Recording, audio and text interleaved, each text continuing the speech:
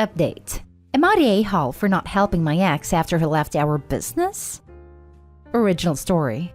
I, female 29, met my ex Ben, male 29, in college and started a business right after our senior year. Our relationship often got toxic, but I think being business partners kept us together. Eventually, our business started having financial troubles.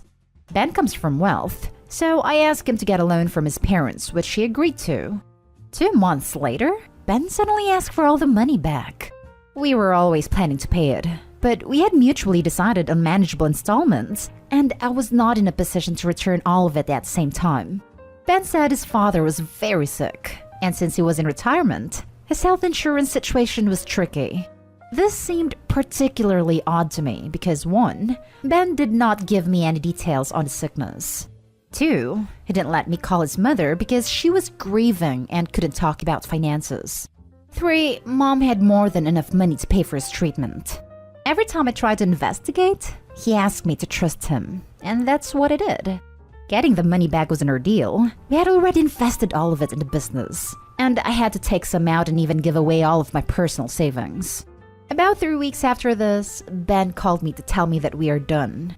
He also wanted out from the business. And the only other time I saw him was with lawyers when we were dividing our business assets and he was withdrawing his name from all of the official documents.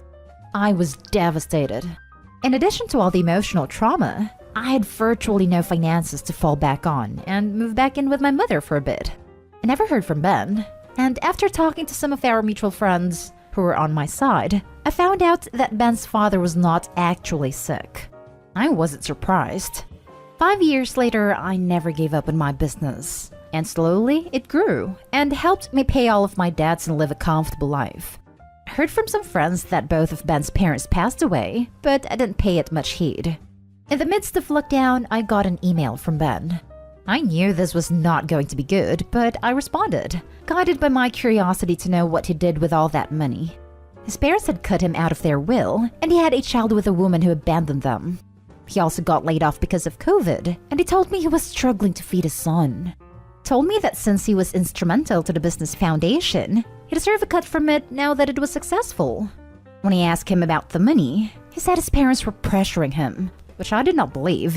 They were always on board with his frivolous purchases and knew me well enough to tell me if they wanted it back. I consulted my lawyer, who said Ben had no legal claims to the business. But when I told my best friend about it, she said that she was appalled by the fact that I didn't give it a second thought, especially because he was responsible for the business idea, and his initial investment was twice as much as mine. She thinks I'm an a-hole, so I'm here to find out. Now for the top comments before reading the update. That's a clear not an a-hole. Congratulations to you for persevering with the idea long enough to make it a success. Exactly. Very clear not an a-hole. No idea why any friend would suggest otherwise, actually. I met her through him. She says she has always liked me more and hasn't spoken to him since the debacle, but I don't know how true that is anymore. I mainly consulted her because she knew the entire story thoroughly, but now it seems like she has a massive conflict of interest. He lied about his father being sick. He is probably lying about the child. Do not let your friend guilt trip you. The guilt trip is spot on. My friend told me that since I struggled financially at some point, I should have empathy because he is in the same situation now. He hasn't changed, or he would have reached out to you to apologize at some point over the years. He's only reaching out because he wants money now. It's highly doubtful his parents didn't leave him money. He is a liar. If his son is hungry, there are tons of free programs for food during the pandemic. I get emails weekly from my kid's school about resources to free meals. Your best friend sucks. You are not the a-hole. You don't owe your ex at all. You did the work, so you get to reap the rewards. She usually tries to play the devil's advocate, but I think this time she took it too far. And now for the update. It's been some time since I posted this, but I wanted to thank all of you for steering me in a clear direction. The volume of responses was overwhelming, and I'm sorry for not getting back to all of you. Now for the update. My ex does really have the son, and I was able to verify this. I also found out that he wasn't cut out of his parents' will. The money simply just wasn't as much as he was expecting. Even though he did lose his job, he had a lot of fallback money. I also forgot an important detail in my first post. I recently did an interview in a local newspaper about my business, and my ex may have read that and found out that my business was doing well. Since I didn't need that money, my only explanation for why he reached out to me is that he felt entitled to my success and the money I made. Now about my friend. She admitted that he reached out to her before he emailed me, but later after some coaxing, she told me that they had been speaking casually for some years.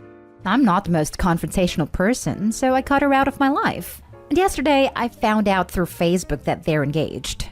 Well, one last thank you. I am admittedly a gullible person, and you all helped me not get played. Yesterday, I found out through Facebook that they're engaged. Oh, this actually made me chuckle. Sounds like they deserve each other.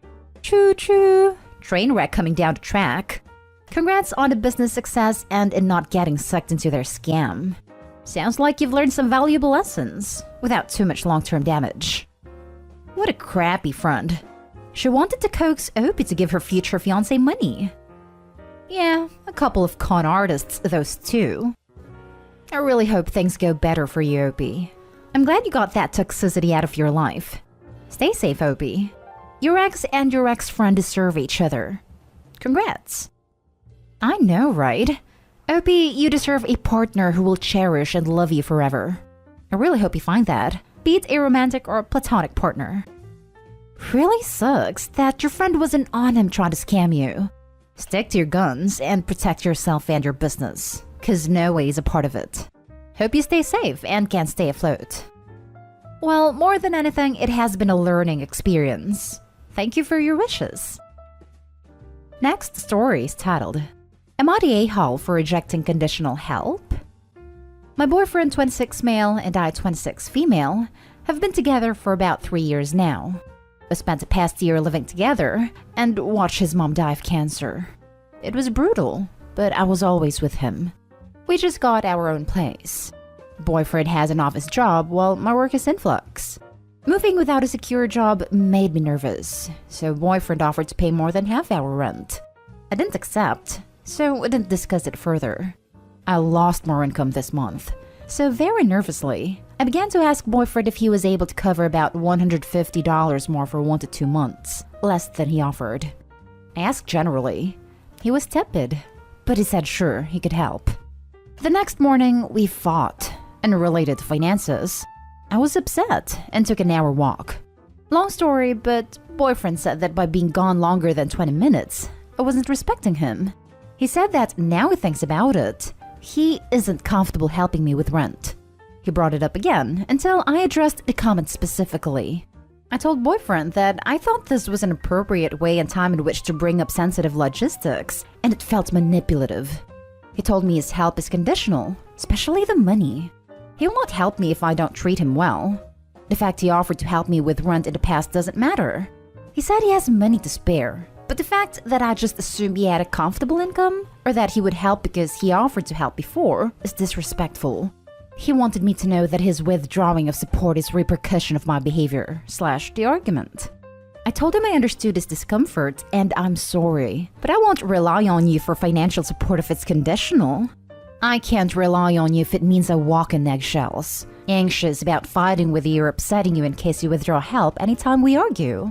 I will pay my own way and figure it out. Your money is yours and I won't count on it. Hey, his money is his money. I'm not upset it doesn't feel comfortable helping me, but I am about the discussion and conditions. However, when I said I didn't want his help, he got very upset and angry. He said that the only reason I felt trust had been broken was because I wasn't viewing things objectively, and if I was more empathetic, I would see that he was right. He yelled after me, "What? So you don't want my help at all anymore? Because if so, I'm going to backcharge you for half of your birthday, etc. Is that what you want? I want you to tell me before I tally everything up." I told him to stop goading me and leave me alone.